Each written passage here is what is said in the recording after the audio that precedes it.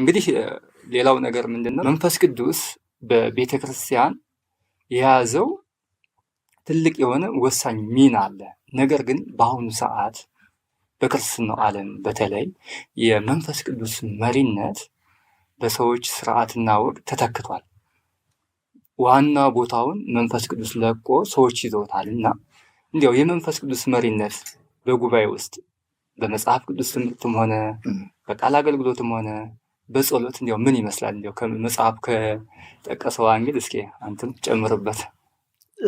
እንግዲህ መንፈስ ቅዱስ በዋናነት በምድር ላይ የሚባለው ያው ብዙም ወንጌል አስተማሪዎችም የሚሉት የቤተ ክርስቲያን ባልደረባ ነው የሚባለው። ከሐዋርያት ሥራ ምዕራፍ 2 ጀምሮ መንፈስ ቅዱስ ከቤተ ክርስቲያን ጋር እስቲላውን ድረስ አለ።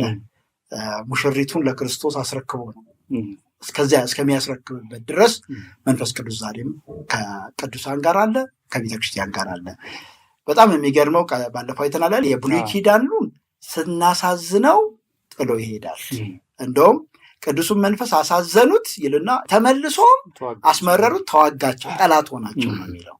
አዲስ ኪዳን ላይ ግን በጣም የሚገርመው ኢየሱስ ከኔ ሌላ አጽናኝ ብሎ ትቶልን የሄደው መንፈስ እስከ ዓለም ፍጻሜ ከኛ ጋር ነው። ኤፌሶን 4:31 ላይ አታሳዝኑት፣ አታስመርሩት ነው የተባለው። ልናሳዝነው እንችላለን እንጂ ከኛ አይለይም እና እስከ መጨረሻው ድረስ እውነትም የቤተ ክርስቲያን ባልደረባ ወደ ክብር ወደ ክርስቶስ እስክትሄድ ድረስ ማለት ነው። እንግዲህ በአገልግሎት በተመለከተ የመጀመሪያው አገልግሎት የሚመራው በመንፈስ ቅዱስ ነው። በይበልጥ እሱ ነው። መንፈስ ቅዱስ ራሱ እንደወደደ አገልግሎቱ በእኛ ውስጥ ያኖራል። ቀጥሎ ደግሞ አገልግሎቱን የምናገለግልበት አቅም ራሱ የመንፈስ ቅዱስ ምሪት ነው። ለምሳሌ በሐዋርያት ሥራ እኮ ይሄ ጥሩ ምሳሌ ማየት እንችላለን። ከመጀመሪያ ጀምሮ እያንዳንዱ አገልግሎት የሚመራው በመንፈስ ቅዱስ ነው። ወይ በመንፈስ ቅዱስ ሞላባቸው ይለናል። ልክ ሲሞላባቸው ትክክል የእግዚአብሔርን ሐሳብ ይገልጣሉ። ሸንጎ ላይ ራሱ የሐዋርያት ሥራ ምዕራፍ 4 ላይ ሸንጎ ላይ ምንድን ያናገራቸው እነዛ ሳጥማጅ እነዛ ምንም የማያውቁ የገሊላ ሰዎች ምንድን ያናገራቸው ስንል መንፈስ ቅዱስ ነበር ያናገራቸው የነበረው። እነ እስጢፋኖስ ያን ሁሉ በጣም ከሳሽና አደገኛ ሕዝብ በሞላበት ቦታ በግልጥ እንዲናገር ያደረገው መንፈስ ቅዱስ ነው። ከዛም በኋላ ደግሞ በመላክ ደረጃ ማን የቱ ጋር ይሄድ የሚለው የሐዋርያት ሥራ ምዕራፍ 13 ላይ የምናየው ነው። ተሰብስበው ጸለዩ። በጣም የሚገርመው እነሱም በመንፈስ ቅዱስ ላይ ወይም በእግዚአብሔር አሰራር ላይ በጣም ይደገፉ ነበር። የመንፈስ ቅዱስን ድምፅም በደንብ ያደምጡ ነበረ። ዳግም የተወለደ ሰው ባህሪው ይሄ ነው። ምንድነው? የክርስቶስ ወገን የሆነ የክርስቶስ መንፈስ አለበት፣ ወይም ያንን የክርስቶስን ሐሳብ መረዳት ይችላል። ስለዚህ ምንድነው የምንመለከተው? ማን ወደ አሕዛብ ወንጌል ያገልግል ወይስ ማን ይውጣ የሚለው ሐሳብ የነበራት የአንጾኪያ ቤተክርስቲያን አገልጋዮች በጾምና በጸሎት ሲጠይቁ መንፈስ ቅዱስ ምንድነው ያለው? ጳውሎስና በርናባስን ለጠራቸው ስራ ለዩልኝ አለ። ስለዚህ ምን ይላል? በመንፈስ ቅዱስ ተልከው የሄዱት እንኳን የወጡት እንኳን በመንፈስ ቅዱስ ነው። ምን ያህል አቅም እንደነበረው በቤተክርስቲያን ላይ እናያለን። ከዛ በኋላስ አገልግሎታቸው ሁሉንም እንደው በነ ጳውሎስ ምክንያት የሐዋርያት ሥራ ተጋላጭ ሆነው ለነ ጳውሎስ አብዛኛው ሌሎቹ አገልጋዮች በምን እንዳገለገሉ ብዙም መንፈስ ቅዱስ አልፈቀደም የነሱ እንዲጻፍ። ግን የጳውሎስን አገልግሎት ስንመለከት በመንፈስ ቅዱስ ተላከ። ከዛስ ለማገልገል ሲፈልግ መንፈስ ቅዱስ የፈለገበት ቦታ ያገለግላል፣ ያልፈለገበት ቦታ ይከለክለዋል። ለምሳሌ በእስያ ቃሉን እንዳንናገር መንፈስ ቅዱስ ከለከለን፣ ምዕራፍ 16 ላይ እንመለከታለን። ከዛ ደግሞ ተሻግሮ ወደ መቄዶንያ እንዲያገለግል ደግሞ መንፈስ ቅዱስ ፈቀደ። እያንዳንዱ ነገር ላይ እንዴት የመንፈስ ቅዱስ ፈቃድ ኢቭን ሊገጥመው ያለውን እንኳን መንፈስ ቅዱስ ያሳየው እንደነበር ማየት እንችላለን። በቤተክርስቲያን ስብሰባ የመጀመሪያው እንግዲህ የቤተክርስቲያን ስብሰባ የሚባለው የሐዋርያት ሥራ ምዕራፍ 15 ነው። እዛም ላይ ራሱ ምንድነው የሚለው? እኛና መንፈስ ቅዱስ ፈቅደናል ወይም ደግሞ ምንድነው ወስነናል ነው ያሉበት ሁኔታ አለ። እና ብቻ በቤተክርስቲያን ሕይወት ውስጥ አብዛኛው ማንኛውም ነገር ስንመለከት ይሄ ነው። አንደኛ ቆሮንቶስ ምዕራፍ 12 ላይ ስንመለከት መንፈስ እንደወደደ ያደርጋል ነው የተባለው። የሰው ፈቃድ የለም። አሁን የምንመለከተው ምንድን ነው? በጣም የሚገርመው አንድ ሰው በአንድ አገልግሎት እንኳን አይቆምም። ለምሳሌ አንድ ወቅት ላይ እኔ ፓስተር ነኝ ካለ ይቆይና ይሻሻላል። አሁን ስጦታ የመንፈስ ቅዱስ መሆኑ ይቀርና ፕሮፌሽናል ይሆናል። ከዛ በኋላ ሰውየው የደረጃ እድገት ያሳድገውና ወይ የሆነ ነገር ይሆናል፣ ወይ ነብይ ነኝ ይላል፣ ወይ ሐዋርያ ነኝ ይላል። እንዲህ አይነት ነገሮች አሉ። ነገር ግን መንፈስ ቅዱስ አንተን ወንጌላዊ ካደረገ በቃ ወንጌላዊ ነህ፣ በወንጌላዊነት ልትቀጥል ትችላለህ። ምክንያቱም መንፈስ ቅዱስ እንደወደደ አድርጎታልና።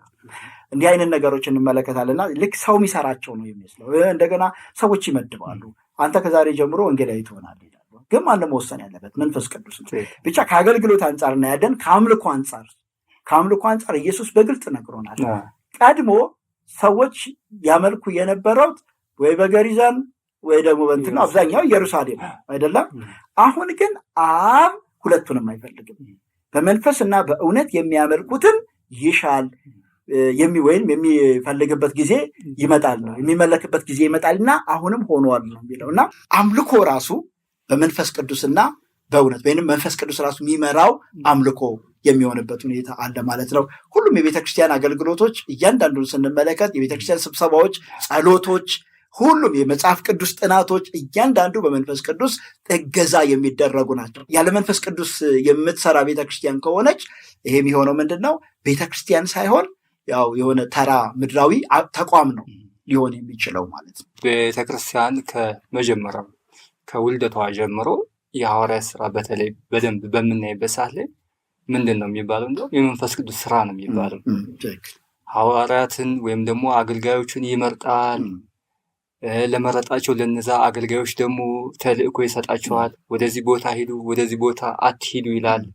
ስለዚህ ሙሉ በሙሉ በዛ ዘመን የነበሩ አማኞችም አገልጋዮችም ራሳቸውን ለመንፈስ ቅዱስ አሳልፈው የሰጡና መንፈስ ቅዱስ በዋናነት እንዲያውም እኮ ይባላል አይደለ? በሐዋርያት ስራ ያለችው ቤተክርስቲያን ሙሉ በሙሉ የክርስቶስን አካል እስከነ ሙላቷ የምታሳይ ናት ይባላልና እውነት ነው። መንፈስ ቅዱስ አሁን በቤተክርስቲያን ዘመን ውስጥ አለ። እሱ ሁሉን ነገር ይመራል። ለዛም ነው አይደለ በራእየ ዮሐንስ መጨረሻ ላይ መንፈስና ሙሽራይቱ ና ይላሉ የሚለው። መንፈስ ቅዱስ የሞላበት ሰውና በመንፈስ ቅዱስ መሞላት የሚለውን ነገር መጽሐፉ እንግዲህ ከገጽ 76 እስከ 84 በስፋት ይጠቅሰዋልና በመንፈስ ቅዱስ መሞላትና መንፈስ ቅዱስ የሞላበት ሰው ማለት እንዲያው ምን ማለት እንደሆነ እስኪ። የጌታ ስም የተባረከ ይሁን። በመንፈስ ቅዱስ መሞላትና መንፈስ ቅዱስ የሞላበት ሰው መሆን የሚለውን በተለይ በመጽሐፉ በስፋት ተብራርቷል። እንደው ጥቂት ለማለት ያህል ነው። ምክንያቱም ተመልካቾቻችን የምናበረታታው ይሄን መጽሐፍ የበለጠ አግኝተው በስፋት ስለ መንፈስ ቅዱስ የሆነውን እውነት እንዲያነቡት እንጋብዛለን እና በመንፈስ ቅዱስ መሞላት የሚለው ሐሳብ የመጀመሪያው ምንድን ነው? በተደጋጋሚ የሚከናወን ነው በአማኝ ሕይወት ማለት አንዳች አገልግሎት የሚከተለው ድርጊት ነው ማለት በኃይል መንፈስ ቅዱስ እኛን ሲቆጣጠረን ቀጥሎ የምንሰራው ስራ አለ። መንፈስ ቅዱስ ሙላት ይሄንን ነው የሚያሳየውና ምክንያቱም ሐዋርያት ሥራ ምዕራፍ 4 ላይ ቅድም ወንድሜም የገለጸው ነበር። ጴጥሮስ በዚያ ሸንጎ ፊት ሲናገር የነበረው ጥያቄያቸው ምንድን ነው? በማን ስም በምን ኃይል ይሄን አደረጋችሁ? ስለዛ ስለዳነው ሰው። ከዛ የመለሰላቸው በምንድን ነው? መንፈስ ቅዱስን ተሞልቶ ይላል ቁጥር 8 ላይ እንዲህ ያላቸው ብሎ በድፍረት እንዲናገር። ጴጥሮስ ከጥቂት ጊዜ በፊት ምን ያህል እንደፈራ እናውቃለን። ከፍርሃት ወጥቶ በድፍረት ይሄንን እውነት እንደውም መዳንም በሌላ በማንም የለም የሚለውን በድፍረት በነዛ ሰዎች ፊት መናገር ያስቻለው የመንፈስ ቅዱስ ሙላት ነው። ከዛ ውጭ በኢየሱስ ስም እንዳይናገሩ ሲከለክሏቸው እዛው ጸለዩ እኮ ምዕራፍ 4 ቁጥር 31 ላይ ሲጸልዩ ከዛ መንፈስ ቅዱስም ሞላባቸው የእግዚአብሔርንም ቃል በግልጥ ተናገሩ ይላል። ቀጥሎ አንዳች አገልግሎት ይከተለዋል። የመንፈስ ቅዱስ ሙላት የሚለውን በስፋት ደግሞ በመጽሐፍ ውስጥ ተመልካቾቻችን የዳበረ ነገር ያገኛሉ።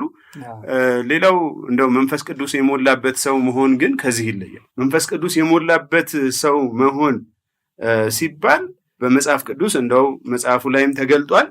ገጽ 76 በ4 ቦታዎች ላይ ብቻ እናገኛለን ይሄ መንፈስ ቅዱስ የሞላበት የሚለው እና ይሄ ልክ እንደ መንፈስ ቅዱስ መሞላት ሳይሆን በቋሚነት በነዛ ሰዎች ህይወት የሚገለጥ ህይወት ነው ማለት ነው። ያደገ ክርስትና ተግባራዊ ህይወትን የሚያሳይ ነው። በሉቃስ ወንጌል ምዕራፍ 4 ቁጥር 1 ላይ እንዲሁም በሐዋርያት ሥራ ምዕራፍ 6 ዲያቆናት ሲመረጡ የነበረው መስፈርት ውስጥ ምንድን ነው? እምነትና መንፈስ ቅዱስ አይደል የሞላባቸውን ጥበብም የሞላባቸው። ስለዚህ በቋሚነት ህይወታቸው የተቃኘ ነው።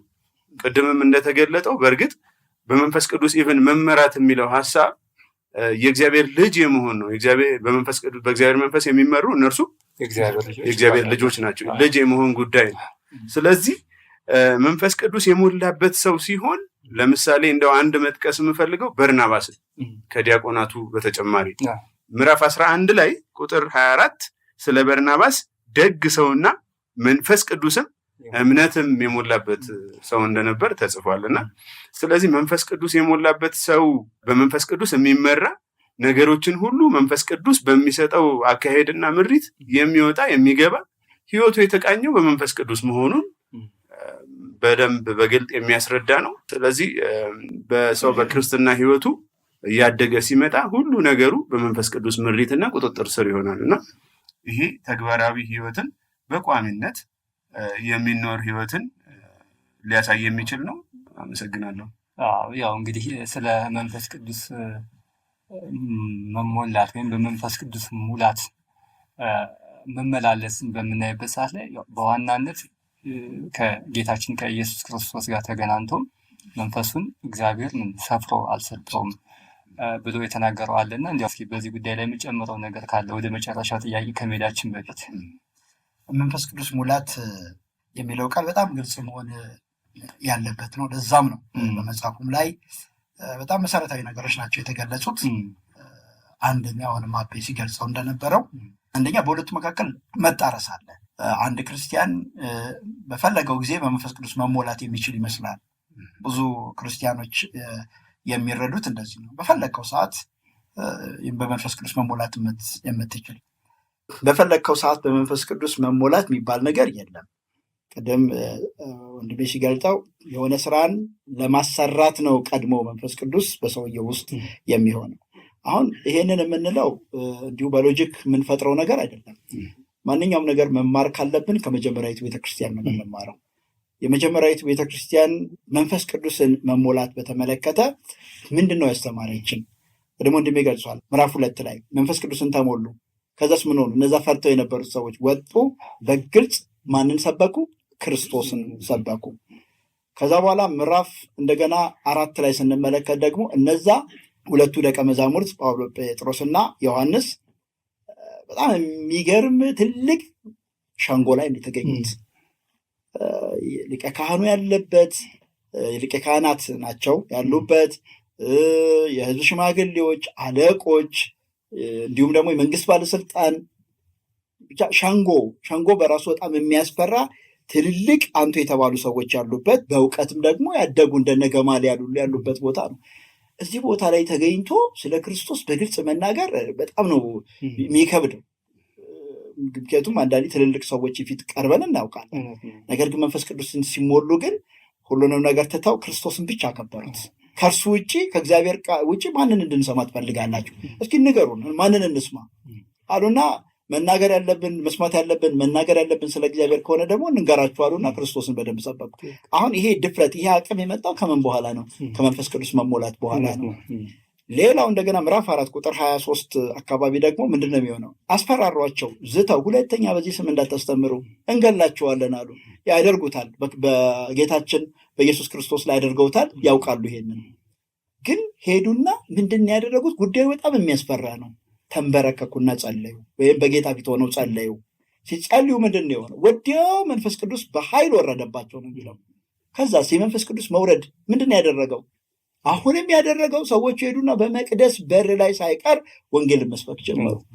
ውጤቱ ይሄ ነው።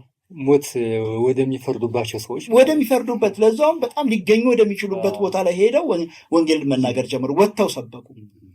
ከዛ እንደገና ምዕራፍ 6 ላይ ተመልከት፣ እስጢፋኖስን እንመለከታለን። ኃይል ተሞልቶ መንፈስ ቅዱስን ተሞልቶ ሄዶ ወንጌልን ሲሰብክ እንመለከታለን። ፊቱ ሞት እየጠበቀው ወይንም ደግሞ በፊቱ ጥርሳቸውን የሚያፏጩ ሰዎች እያሉ ኢየሱስን ለማክበር ቆርጦ የወጣበት ሁኔታ እናያለን። ምዕራፍ 8 ላይ ልክ እንደዚሁ በነ አገልጋዮቹ የምንመለከተው ነው። ምዕራፍ 10 ላይ ይህንን እንመለከታለን። ምዕራፍ 10 ላይ እንደውም በደቀ መዛሙርት መንፈስ ቅዱስና ምንድነው ሞላባቸው? ደስታ። ይሄ ደግሞ በስደት ጊዜ በጣም መከራ ውስጥ ናቸው ያሉት። ነገር ግን መንፈስ ቅዱስ ሲሞሉ ግን መከራውን ረሱትና በመከራው በሚያስለቅሰው ነገር መደሰት ጀመሩና ክርስቶስን መስበክ ጀመሩ። በመጽሐፍ ቅዱስ ውስጥ አሁን ይኸው የቤተ ክርስቲያን ታሪክ ነው የሚባለው የሐዋርያት ሥራ ቸርች ሂስትሪ የሚባለው የመጀመሪያ ታማኝ መጽሐፍ የሐዋርያት ሥራ ነው። በዚህ ውስጥ የምንመለከተው ቤተ ክርስቲያን ውስጥ የመንፈስ ቅዱስ ሙላት ምን ይመስል ነበር ስንል ሰዎች ክርስቶስን ለመናገር አቅም ሲያጡ ወይም ደግሞ በሆነ መከራ ውስጥ ሲሆኑ ለፍርድም ቀርቧል። ጳውሎስ ለምሳሌ ኤልማስን ሊፈርድበት ምንድን ነው የሆነው? መንፈስ ቅዱስ ተሞልቶ ነው የፈረደበት። አንዳንዴ በራስህ አመክንዮ ታመጣና ወይም የሆነ ነገር ሎጂክ ታመጣና ከመፍረድ ወደኋላ ልትል ትችላለህ። ምን እባላለሁ? ይህን ሰውዬ አሳወረው እባላለሁ፣ ዘላለም እጠየቃለሁ እንዳይል መንፈስ ቅዱስ ተቆጣጥሮ ዕውር ትሆናለህ። ስለዚህ እግዚአብሔር አንዳች ስራ እንዲሰራብህ በሙላት ሊቆጣጠርህ መንፈስ ቅዱስ ይሞላል። መንፈስ ቅዱስ መሞላት ከሆነ አካል መጥቶ የሚገባብህ ነገር አይደለም። ውስጥ ያለው የእግዚአብሔር መንፈስ ይቆጣጠርሃል ማለት ነው። ሁለንተናህን ይቆጣጠራል። ከኔነት ትወጣለህ፣ ከፍርሃት ትወጣለህ፣ ከይሉኝታ ትወጣለህ፣ እውቀት ከማጣትም ደግሞ ትድናለህ ማለት ነው። ይሄንን ነው እንጂ አሁን የምንመለከተው የመንፈስ ቅዱስ ሙላት የሚባለው ከዚህ በጣም የተለየ በጣም እኔ እንደው በእውነት አንዳንዴ ስለማንደፍር ነው እንጂ ሰው መንፈስ ቅዱስ ወረደብኝ ብሎ መሬት የሚንደባለል ከሆነ እንደዚህ አይነት መንፈስ አለ አላየንም። እንዲህ አይነት መጽሐፍ ቅዱስ ውስጥ የምናገኘው አጋንንት ነው። መንፈስ ወረደብኝ ብሎ መሬት ሲንደፋደብ በአረፋ የሚያስደፍቀው በጨረቃ የሚነሳበት እንዲህ ነገር የምንመለከተው የእግዚአብሔር ስራ ሆኖ አንመለከትም። ሌላ አንዳንድ ሰዎች የሚመስላቸው ነገር አለ። የሆነ ሰውዬ መንፈስ ቅዱስ ጢም ያለበት ከዛ እየመጣ ልክ እንደ ማንቆርቆሪያ እያንዳንዱ ሰው ላይ እጁን እየጫነ ሚያንቆረቆር እንደዚህም ተደርጎ ይቆጠራል። ይሄ ውሸት ነው። መንፈስ ቅዱስ እያንዳንዳችን ውስጥ ያመነው ሁሉ መንፈስ ቅዱስ አለ። ያ ያለበት መንፈስ እግዚአብሔር ሲፈቅድ ለሆነ ስራ ሲፈልገው ሁለንተናውን ሲቆጣጠር ሙሉ ለሙሉ የእግዚአብሔርን ፈቃድ ብቻ ከይሉኝታም ከሼምም ከምንም ጸድቶ ይናገረዋል። በመጽሐፍ ቅዱስ ታሪክ ውስጥ በሐዋርያት ሥራ ውስጥ የምናገኘው ይሄንን ነው። ከዚህ ውጭ የለም። ልክ ጢሞቴዎስን በአንተ ውስጥ ያለውን ጸጋ አነሳሳ እንዳለው ማለት ነው። አሁን ባለው በመንፈስ ቅዱስ ስም የሚደረጉ እንቅስቃሴዎች አሉና ትንሽ ከኖርማል እንደ ባለ አእምሮም ሲታሰብ ከኖርማሉ ወጣ ያለ ነገሮች ይካሄዳሉ ይታያሉና በተለያዩ የክርስትናው ዓለም ያሉ ሰከን ብለው ይሄ ነገር ትክክል አይደለም፣ መጽሐፍ ቅዱስን መጽሐፍ ቅዱስ ምን ይላል፣ ከስሜታዊነት ሰከን እንበል ብለው የሚጠይቁ ሰዎች በተለያየ ቦታ እንደ ፍረጃ ወይም ደግሞ ይፈረጃሉ። የሚፈረጁት ነገር ምንድን ነው? እናንተ መንፈስ ቅዱስን አትቀበሉም ነውና የሚሏቸው። እንዲያው ስለዚህ ጉዳይ ምን ትላለህ? አሁን የእግዚአብሔርን ቃል ትንሽ የተረዱ መጽሐፍ ቅዱስን እናስተምር፣ ይሄ ቃል የተሰጠው ለእኛ ነው ብለው መጽሐፍ ቅዱስን በጥልቀት የሚያስተምሩ ይሄ የሚታየው ስህተት ቅድም የጠቀስናቸው አረ መንፈስ ቅዱስ ወንበር አያሰብርም፣ አረ መንፈስ ቅዱስ ፑልፒት አይገለብጥም፣ አረ አመድ ላይ አያንከራትትም፣ ሴቶችም እርቃናቸው እንዲወድቁ አያደርግም ብለው የሚሰብኩ ሰዎች ምንድነው የሚባሉት? መንፈስ ቅዱስ ይቃወማሉ ወይንም መንፈስ ቅዱስ የሌለባቸው ሁሉ ተደርጎ ይቆጠራል። እንግዲህ ይሄ ምንድን ነው የምንመለከተው? መንፈስ ቅዱስ እውነት ምንድን ነው የሚሰራው? እንደውም አንዳንድ ጊዜ እኔ ኢቭን በእኛም ታሪክ የገጠመን ነገር እንደዛ ነው። ጉባኤያችን ሰዎች ይመጡና ያዩና ይሄ እላፊ የሆነው ነገር ይሄ ፍንጠዝያው ይሄ መንደባለሉ ሳይኖር ሲቀር መንፈስ ቅዱስ አትቀበሉም እንዴ ይላሉ። ግን በጣም ያሳዝናል። መንፈስ ቅዱስንማ ያልተቀበሉት እነሱ ናቸው። መንፈስ ቅዱስንማ እየሰደቡት ያሉት እነሱ ናቸው። እንዴ የአጋንንትን ተግባር የመንፈስ ቅዱስ ተግባር አድርገህ መሳል የቱ ጋር ነው በመጽሐፍ ቅዱስ ውስጥ የምናገኘው? መንፈስ ቅዱስ የሚያነሳ መንፈስ ነው። የሰላም አምላክ ነው ተብሏል እኮ። እንኳን ሌላው ተወና ይሄን ሁሉ ብጥብጥ አይደለም። ሐዋርያ ጳውሎስ ምንድን ነው ያለው? በጉባኤው ሰው ሁሉ እንደው ትንቢት ቢናገር ወይም ልሳን ቢናገር እንዴ የሰላም አምላክ ነው አንዱ መንፈስ ለሌላው መንፈስ ይገዛል። ምክንያቱም አንድ መንፈስ ከሆነ ያለ እኔ ውስጥ የሆነ ነገር ከገለጠ እኔ ተናግሬ እስክጨርስ ድረስ አንተ ትጠብቃለህ። ምክንያቱም አንድ መንፈስ ነው። ይሄንን ነው መጽሐፍ ቅዱስ የሚነግረን እና በጣም የሚያሳዝነው መንፈስ ቅዱስ ውስጥ ለመደበቅ የሚደረግ ነገር አለ። ነገር ግን ቶታሊ አይገናኝም። እንደውም እኔ በጣም የሚገርመው መንፈስ ቅዱስን በተመለከተ ለነዛ ሰዎች ያስረዳዋቸው እንደውም ከጻፉት ሰዎች መካከል ምናልባት እኛ በደንብ ጽፈነዋል ወይም ደግሞ በጣም የተጻፈ የተብራራ መጽሐፍ አለ። ይሄ ብቻ አይደለም፣ ሌሎችም አሉ በዚህ ጉዳይ ላይ የሚያብራሩ እና ይህን ሁሉ መረጃ እያለ እስኪ እነዚህ የለም የሚሉ ሰዎች ወይንም አትቀበሉም የሚሉ ሰዎች እስኪ ጥቂት ነገር ያምጡ። ቅድም አይተናል። መንፈስ ቅዱስ መለኮት ነው። የለም አይሰበክም እኮ። አሁን እየታየ ያለው መንፈስ ቅዱስ የሆነ ኃይል ነው፣ የሆነ በሰዎች ላይ ተጽዕኖ የሚፈጥር ድንገት አንተን ወደ ሆነ ነገር የሚቀይርህ እንደዚህ ነው። ከዚህ አልፎ ደግሞ በጣም የሚገርም መለኮትነቱን የሚጋፋ ምንድን ነው? ቀጠሮ ይያዝለታል። በዚህ ቀን መንፈስ ቅዱስ ይወርዳል ይባላል። እንዴ መንፈስ ቅዱስ መለኮት መሆኑ መንፈስ ቅዱስ አምላክ መሆኑ ሁሉ የተካደበት ሁኔታ ነው ያለው እና ይሄ ሁሉም ቦታ ነው። ጥቂት ሰክነ እውነትን ልግለጥ፣ እውነትን ላስረዳ፣ እውነትን ልስበክ ስትል የሚሆነው ነገር ምንድን ነው? እነዚህ ሰዎች ሄደው ቶሎ የሚደበቁት መንፈስ ቅዱስ እኛ እንቀበላለን እንዲህ የሚያደርገን መንፈስ ቅዱስ ነው። በጣም የሚገርመው አሁን ክርስትናው ዓለም ላይ ታመነና አንዳንድ ምንም የዋህ ክርስቲያኖች ሳይቀሩ መንፈስ ቅዱስን መቀበል ማለት ወይም መንፈስ ቅዱስን የሞላበት ሰው ማለት እንዲህ ከስርዓት መውጣት አድርገው ቆጠሩት።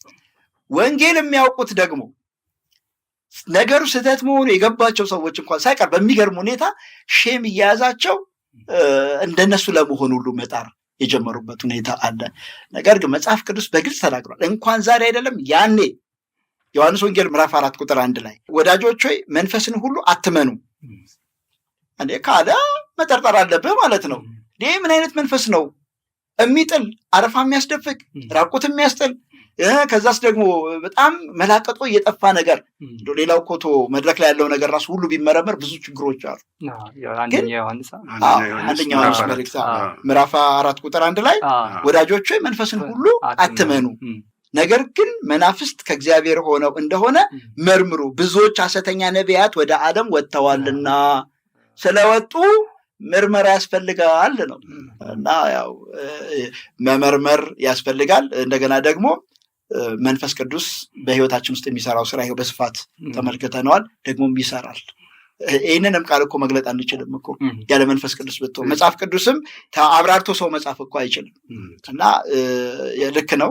ብዙዎች ትንሽ ሰከን ማለት ሲጀምሩ፣ እውነት መናገር ሲጀምሩ፣ ስለ አምልኮም ስለ አገልግሎትም እንደ እግዚአብሔር ፈቃድ መናገር ሲጀምሩ አይ አጥሩን አትጠሩብን፣ ልቅ መሆን እንፈልጋለን፣ እንደፈለግን መወራጨት መፋነን እንፈልጋለን፣ የምታጥሩብን ከሆነ መንፈስ ቅዱስን አትቀበሉን ብለው ትልቅ ታፔላ ላይ ለጥፉባቸዋል። ተሸማቀው ተቀምጠዋል ብዙዎቹ። እውነት ነው። ያው ልክ እንደ ሲሞን እንግዲህ በቤተ ክርስቲያን ሾልኮ ገብቶ የትኛውንም የክርስቲያናዊ ስነ ስርዓቶችን አድርጓል። አምኛለሁ አለ፣ ተጠመቀ። እስቲል ግን ምን ነበረ? ጠንቋይ ነበረ። ማንነቱን የገለጸው የእግዚአብሔር መንፈስ ነው እና አሁንም በቤተ ክርስቲያን ውስጥ በትልቁ ቤት ውስጥ ሾልኮ የገቡ አሉ።